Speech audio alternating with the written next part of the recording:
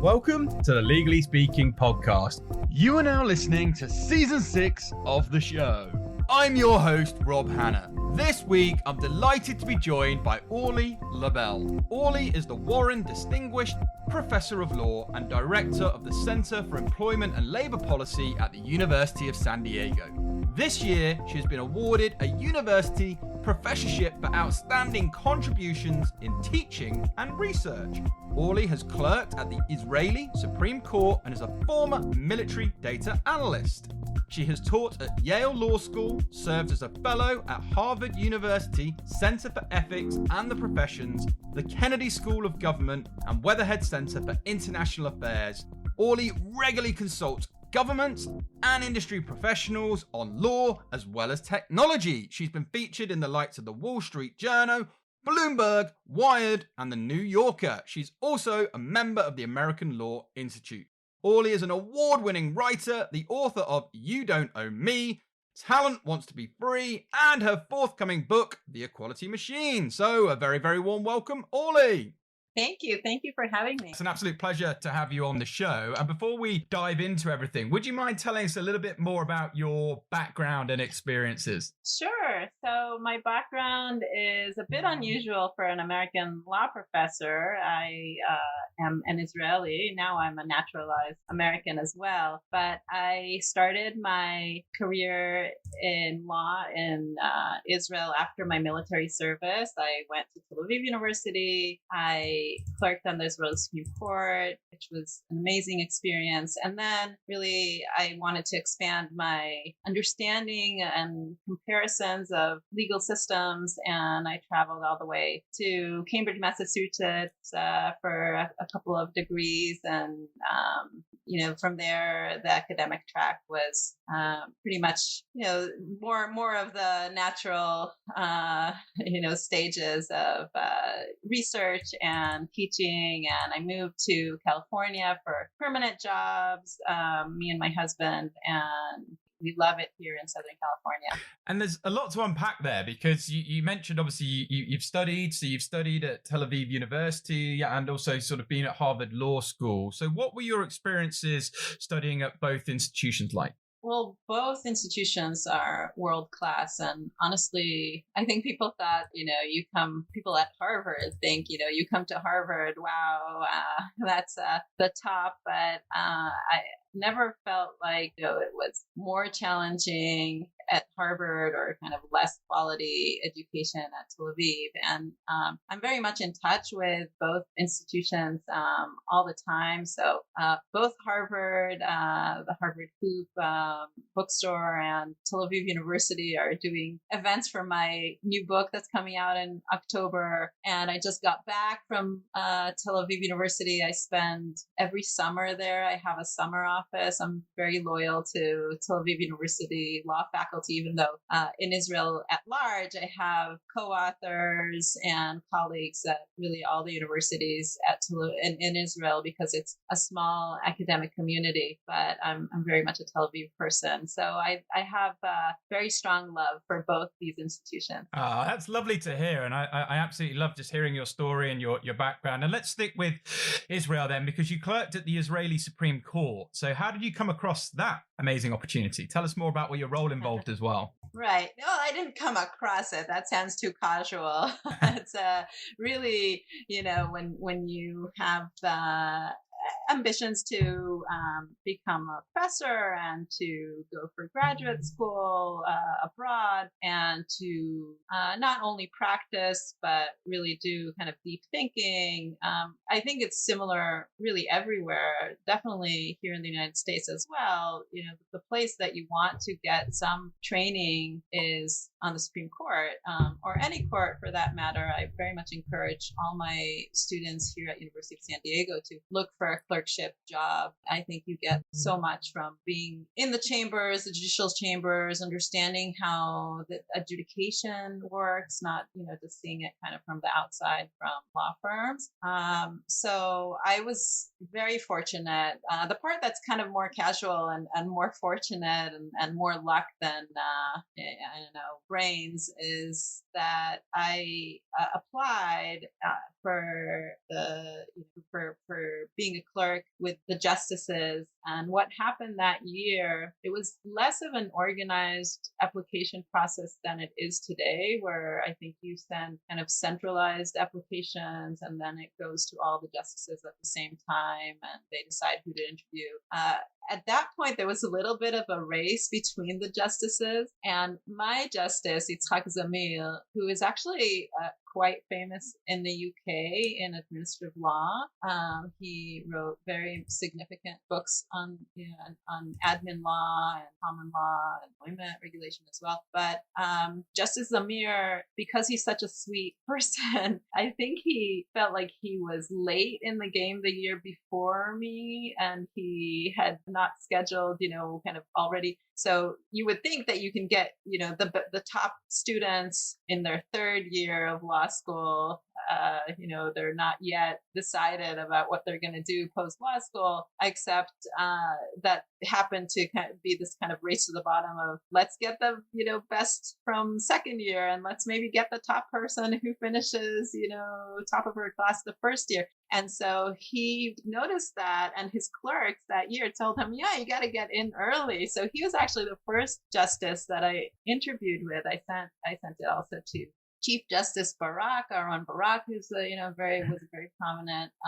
president of the Israeli Supreme Court, and also very well known around the world for his scholarship. But he wasn't interviewing yet, and I came and I did just this one interview with Justice Zamir. He offered me the clerkship, and I ended up not interviewing with anybody else. And I can say that it was one of the best career experiences that I've ever had. I learned so much from him, not only from his wisdom and, deep thinking about law, but also just from his style of, working as a team and not being very hierarchical and I'm the authority, but really letting me, unusually kind of giving me more discretion, drafting decision opinions, challenging his take on things. And that sounds like great leadership to me, allowing you to almost grow and have those opportunities. And again, it's amazing what you've done, because sticking with, impressive things, you also spent some time teaching at Yale Law School. So could you tell us more about your time at Yale?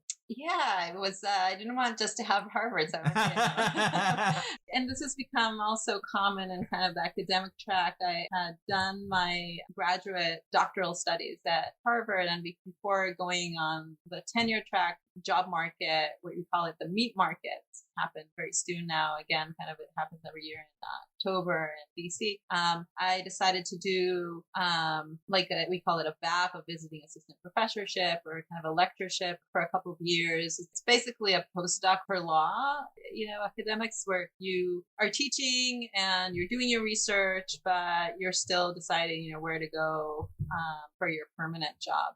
I actually have a lot of thoughts in comparison, unlike with Tel Aviv and Harvard, where I said, oh, they was both, so comparable and amazing experiences. if I knew you better, I would have more stories for you about that move, Cambridge to New Haven, and, some things I saw. But every institution has very, very distinct cultures. Yale is a little bit more closed, I felt, and a little bit more self-referential. Yeah. Well, it's great that, like you said, you got both. You got Yale, got Harvard, and you've had different experiences. And, sticking with the sort of academic side of things, you're now the Warren Distinguished Professor of Law and Director of Center for Employment and Labor Policy at the University of San Diego. So what do you most enjoy about the role there? Yeah, well, the truth is, it's almost embarrassment of riches. I love every aspect of my job as a professor. I love, and we wear several hats for sure. So, we think about it always as a three-pronged hat, but it's probably more, where we have the writing and research on the one hand, then we have teaching and mentoring students and sending them off to the world to become attorneys. And then and our service, which the directorship of my center is part of my institutional leadership service. So all of them have a lot of synergies with one another. So there's so much that I learned from my students. This semester, I'm teaching a course that's called Corporate Innovation and Legal Policy, which is a seminar that very much changes every year. It is about how we think about tech and innovation and how it fits with our social goals, our legal policies, our collective values. And because it's about innovation, it's always new to teach this course. It always changes. And my students in this smaller seminar, they all write pieces. They all write research papers under my guidance. So I learned from them about, what's the latest on content moderation and blockchain and NFTs and environmental pollution regulation and green tech. And they're all really amazing. So I love my students.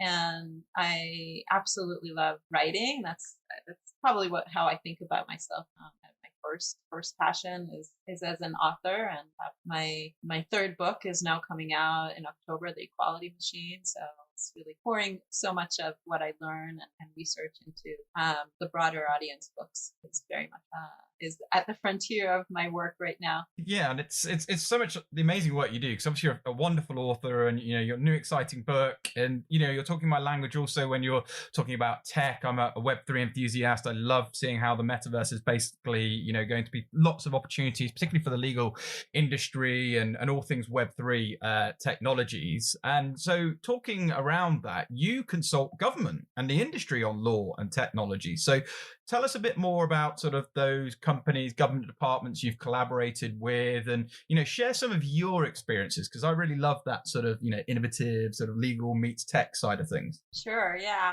So my first book is called Talent Wants to Be Free, and I was really looking at how innovation happens in the tech industry here in Silicon Valley in California, here in Southern California in the biotech industry, and really around the world, also in Israel, by the way, which is innovation nation and number one per capita with startups and VC investment, probably second only to Silicon Valley. And we can talk also about my military experience coming out of that.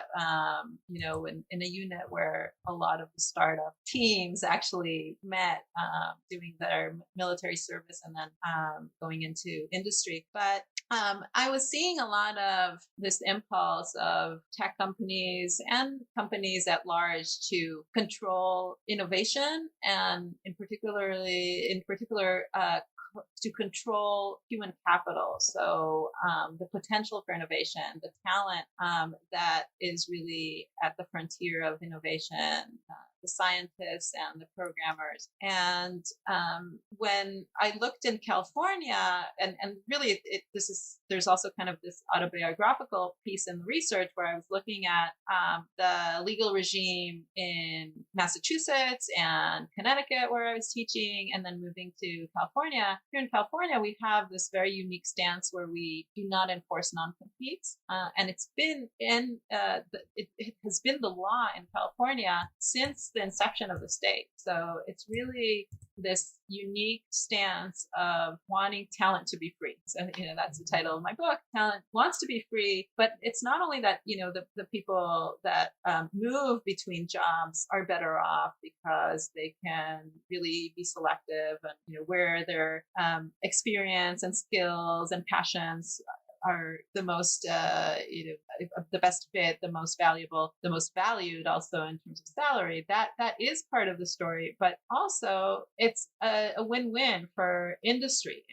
It means that you have much more of idea and knowledge flow in these competitive markets.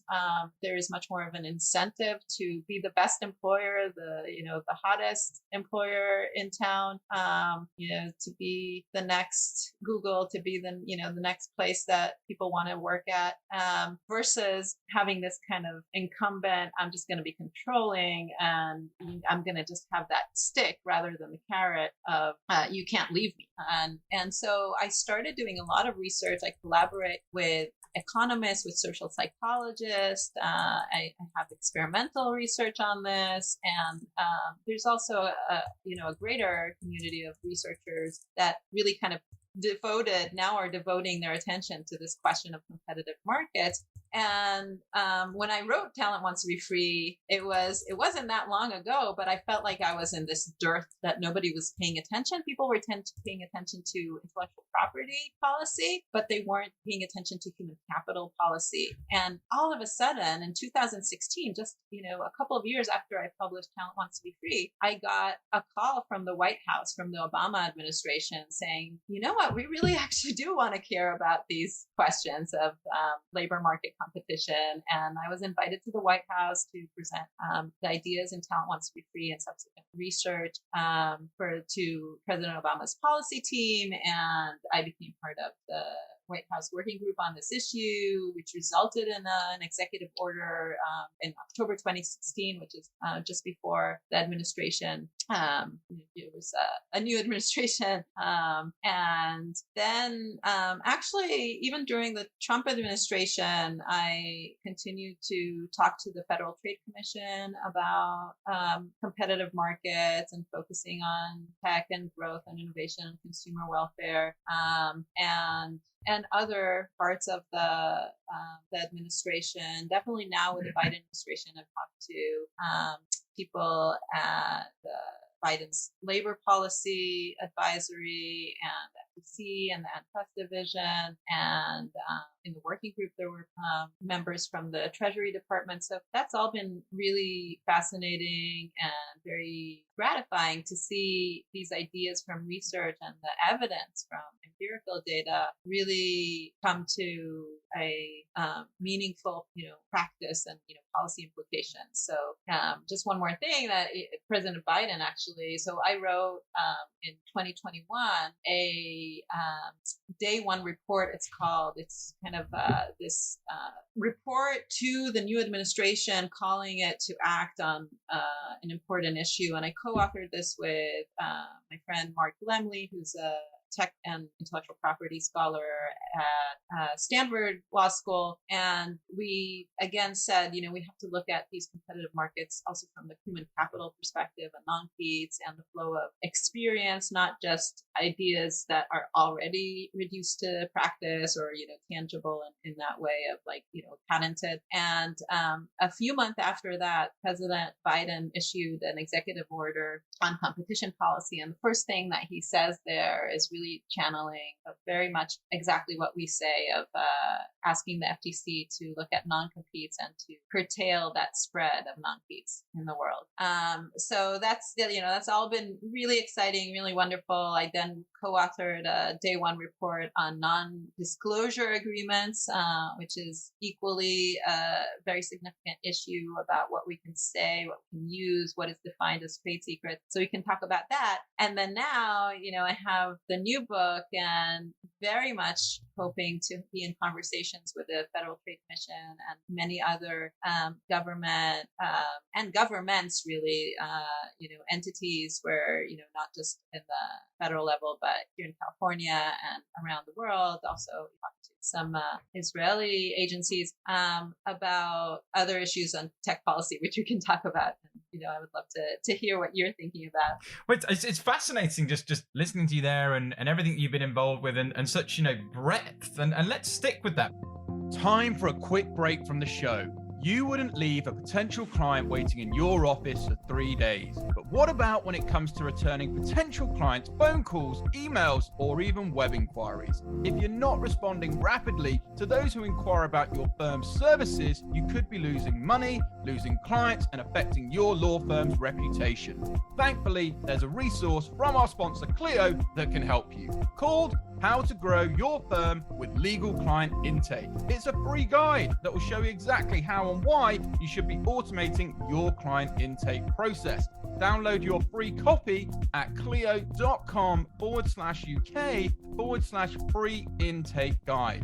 That's Clio, CLIO.com/UK/3 intake guide. Now back to the show.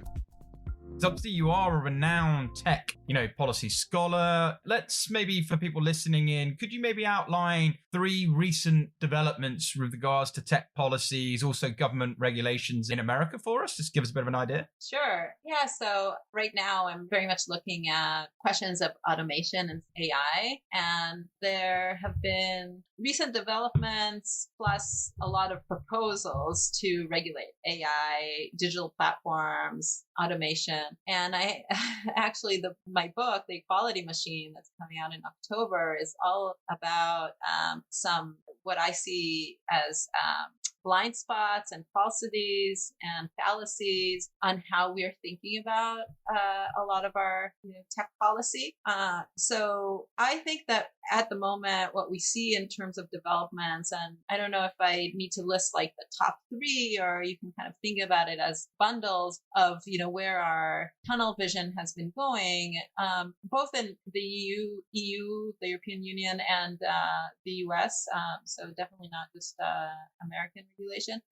We look a lot at kind of these safeguards after there have been a lot of fear of big tech and platforms and things gone wrong. And the equality machine is really starting from the point of, that we've had some tech fails, never denying that there are risks. So there are risks of some algorithmic bias. There are risks of some security, issues with cybersecurity, with hacking, with privacy, intrusion.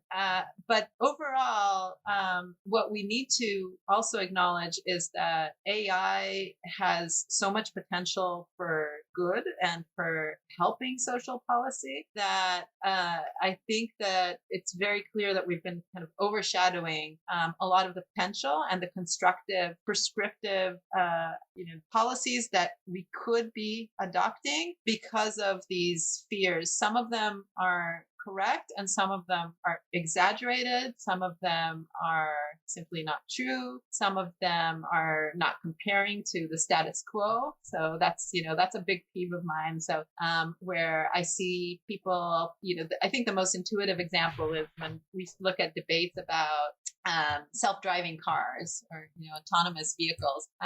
There's been a lot of these. There's a Waymo car got into an accident, or an Uber car, a self-driving experiment crash, and immediately the conclusion is this is unsafe technology. And the question is not whether there are some accidents with autonomous vehicles. The question is, comparatively, are they? And they aren't now. They absolutely are not yet. But the question will be quite soon, are they safer than human drivers? And a lot of times in tech policy and in public debates and all of the conversations, and I can give this example and so many other, in my book, The Equality Machine, I go through so many different policy fields, from medicine and health to safety and online harms, and hate speech and content moderation and job hiring and interview and pay and promotion.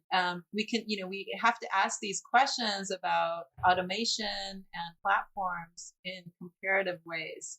And that's really what I'm pushing for. And that's why I think there's, very vast implications to so much that's happening really as we speak. All these new proposals, like the EU is trying to adopt a global, very comprehensive AI regulation draft, the draft is already in existence, but AI regulation will be like the GDPR, comprehensive. And while I think all of these efforts are really valuable, yeah, go ahead. I was going to say, yeah, because there's so many things here with AI and, how potentially it can assist with the American law enforcement. You make so many good points about the driverless cars, but I was going to talk a bit more about the data privacy laws, because, explaining how, they work in the US, particularly where you're based, and, getting a different perspective, because it's probably going to be different to maybe the UK, or there'll be some similarities. So I'd love to hear a bit more on that, particularly around the data privacy laws. Yeah. So data privacy, or privacy as you say it,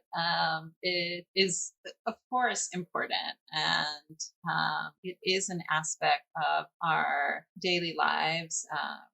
We are living in a datafied era, and we are being surveyed, if you want to use the kind of more aggressive word, or we're being, connected and collected in terms of our personal information all the time.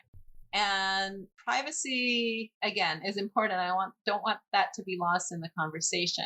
But my argument, and in addition to the arguments that I have and everything that I developed in kind of deep research and a lot of interviews that I do for the Equality Machine, I actually have a new article that I just finished, a draft article that goes very deep into privacy policy. What I've been arguing now is that privacy is one value that we care about in our society. And what I kind of alluded to before about, some fears are rational and some fears are irrational. I think with privacy, there's a lot of that. There's a lot of, oh no, with government and private industry is extracting all this data about me. And that's, there's kind of the doomsday fear that will have negative implications. And what we really should be regulating, this is the core argument, if you want to have that big takeaway right now from, comparing the GDPR and what I think is more important, what we really should be regulating is the use of data and information and channeling the knowledge that we have as a society for good, rather than the extraction itself. And that's because in general, I think we can all agree that knowing more is, about our biology, about our health, about our nature, about our ecology, about our planet, about our psyche, about our communities. All of that is actually wonderful. It's the dream of not only a researcher like me, but it's the dream of policymakers. It's the dream of rational, free, competitive, truly perfect markets. And right now we have the technology, and we have it more and more. We're going to have it more and more that will enable that, that will really bring us to these levels of more accuracy, more efficiency, more innovation that works in terms of our, not only mapping the human genome, which everybody kind of understands significance, but really, when you look at COVID vaccines and cures and, new proteins and thinking about, these tough, wicked questions of climate change and poverty alleviation and hunger, all of these, there is so much potential for using AI paired with significant data collection to really tackle these problems. So the kind of default of let's not collect, and that's kind of the default with GDPR,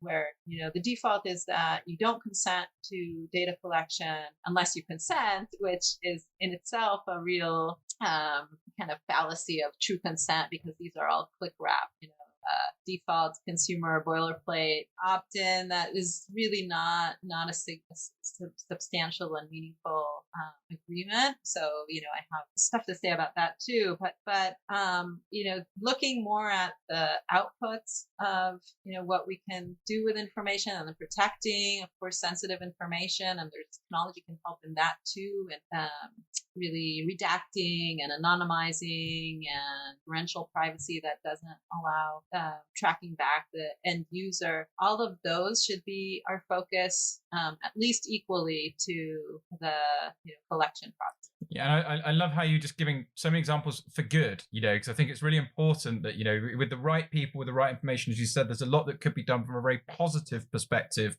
with all of these, things that are developing at a very fast rate. So moving away from tech a little bit, you're also a very frequent speaker. So you've spoken at top research institutions, government forums, you've traveled to Europe, Asia, Australia, North America, pretty much everywhere. So what's been your most memorable event, if I could pin you down to one or two that off the top of your head you've most enjoyed? Oh, wow. And the events are coming back, right? Because we had some time now with more Zoom. Like, personally, I would love to come visit the UK right now, but our doors are always open to you. Quality. Yeah, another great thing about technology, really connecting us in times where it's harder. But I have to say that one of my most memorable visits was to Seoul, Korea, where I was invited. It was kind of a threesome, invitation where that same week that I was invited, my book Talent Wants to Be Free was translated into Korean. So I had a Korean publisher host, and then Seoul National University hosted me for talks, and then Samsung invited me to give a talk to their executives, and that was amazing. It was an amazing and intense week where I got to talk and learn from industry and academia and all the tastes and beauty of Korea. Was just South Korea was amazing and memorable. Such nice hosting, so gracious, and that's really also very rewarding to see these translations and to learn, like, from Samsung, that they were thinking about very similar things that we were thinking about here in California, about how to incentivize innovation, how to have a startup culture and not just a concentrated market. And they gave me, I remember with Samsung, I was holding my iPhone to keep track of the time, and then in the end they gave me a gift of a Samsung notebook. I was like, okay, maybe I'll switch, but then I yeah. So, but I just love this. My second book, You Don't Own Me, which is a full story about the toy industry, really took me in the research to a lot of places around the world. It's a global story about how Barbie was invented, and there's a European history there, there's a German and Swiss history, and then you go to California, and then you see production first in Japan, then in China, and you see competition coming from various places around the world. And so, yeah, I just love how there is, cultural impact in our innovation regimes, and then a lot of both differences and similarities. So those very specific stories, like I think about You Don't Own Me, the Barbie Mattel innovation battles story that I wrote, as very specific to here, like the entertainment industry in Southern California, but also a very universal story that has implications in the world. You're getting fascinating stuff. I'm just loving learning, more and more about your journey and the things that you've done, and your books. And let's talk a little bit more about that then, because in 2016 you were invited to Washington DC to present your book, Talent Want to Be Free, which we've obviously mentioned, at the White House. So tell us more about that special occasion. Well, there's a funny backstory there, because I was in Tel Aviv for the summer, like I am summer, and I had plans to go with one of my closest childhood friends, Mo, who's a psychologist, to Berlin to see Sting at a concert, and I love Sting. So this is a little bit of a sidetrack of like what is the White House really like, but I just think it's funny to remember how I got this email from the White House and I thought it was spam, so I deleted it. So then I got like more emails and calls of like, no, we really want to have this meeting in August, in DC, and can you come? And it meant that I had to not go back from Berlin to Tel Aviv, and I had left all my stuff and my summer stuff, and well, not just stuff, but also my husband and kids there. And instead, I flew to DC. I was not yet an American citizen, so there was even like this experience of they didn't realize that, and so you need special clearances to get into the White House when you don't have an American passport, and I did not have those. They just assumed a Californian professor that will go in smoothly with the name in the at security. So there were more wrinkles there, but eventually I got in, and it was on President Obama's birthday that day.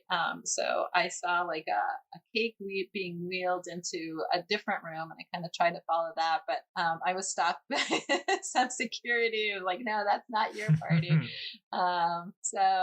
But this meeting was wonderful. It was really members from Congress and people from the president's policy team, and somebody from the Labor Department, some from the Treasury Department, and then I think from the Antitrust Division. I can't remember exactly the players in that conference room, but it was a broad umbrella, because I think that innovation policy, and this has been a lot of point of my research, is a really broad umbrella of, you have to think about effects throughout, like the labor market and the financial industry and the environment and the kind of creatives, and it's just kind of thinking more across policy fields to see implications is in general very important to smart policy. Yeah, and I just can't believe that you had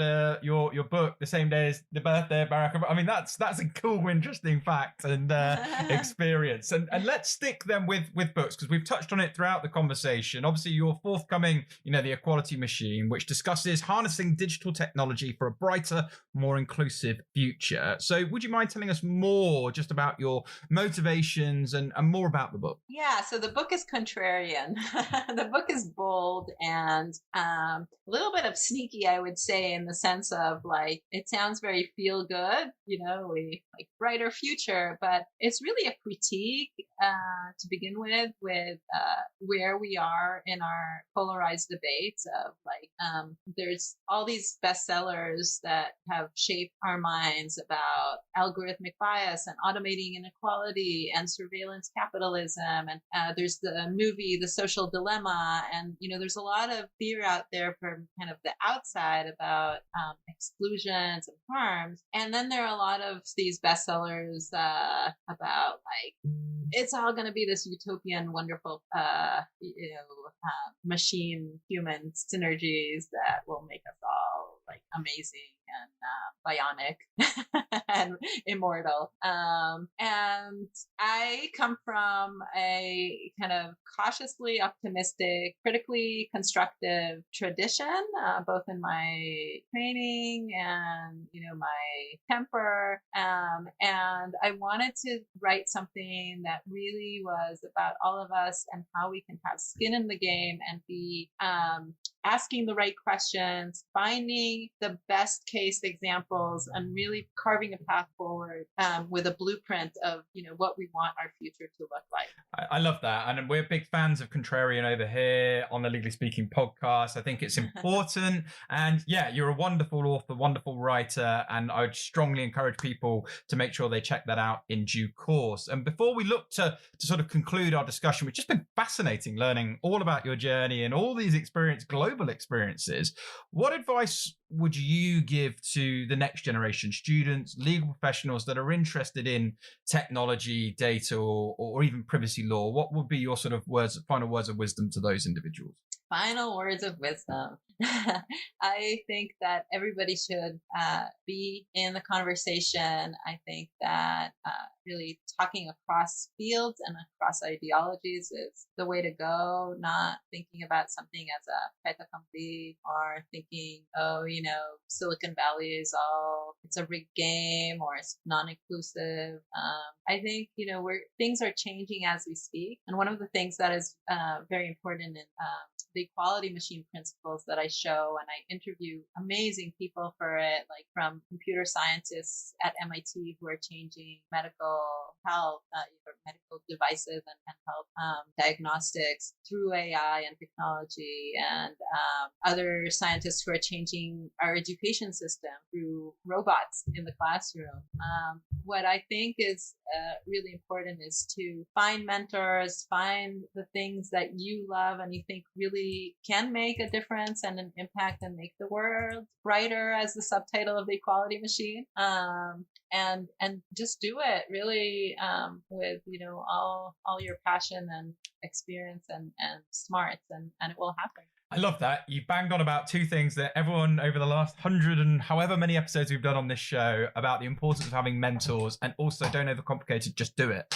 And so I think that's really sage advice. And I've thoroughly, as I mentioned before, enjoyed this conversation. If our listeners want to know more about your new book, what's the best way for them to find out more, to contact yourself? Feel free to shout out any of your social media or website links. We'll also share all of those details with this episode for you too. Perfect. The Equality Machine is coming out in October, but it's already on Amazon and everywhere you buy your books for pre-order on hardcover, Kindle, Audible. And I have a burgeoning book tour already in place where I'm going to be in Philadelphia and in Boston and Los Angeles and Seattle and San Diego for bookstore events and some online events. So you can find a lot of information on my social media. So just follow me, connect with me, Orly Lobel, on Twitter and LinkedIn. I love connecting with readers and people who are in the field. Everybody. It's really for a broad audience, from tech to policy to equality to just anybody who has creative and innovative passions. So I connect with my readers and learn from them. So I hope everybody will enjoy it and read it and share it. Yeah, I look forward to all of that. Well, I'm sure people are going to absolutely love it. As much as I've loved having you on the show, Orly, it's been an absolute pleasure hosting you today. So we'd like to wish you lots of continued success with your pursuits, no doubt future books as well in the future. But for now, from all of us on the Legally Speaking podcast, over and out. Thank you for listening to this week's episode. If you like the content here, why not check out our world-leading content and collaboration hub, the Legally Speaking Club, over on Discord. Go to our website, www.legallyspeakingpodcast.com, for the link to join our community there. Over and out.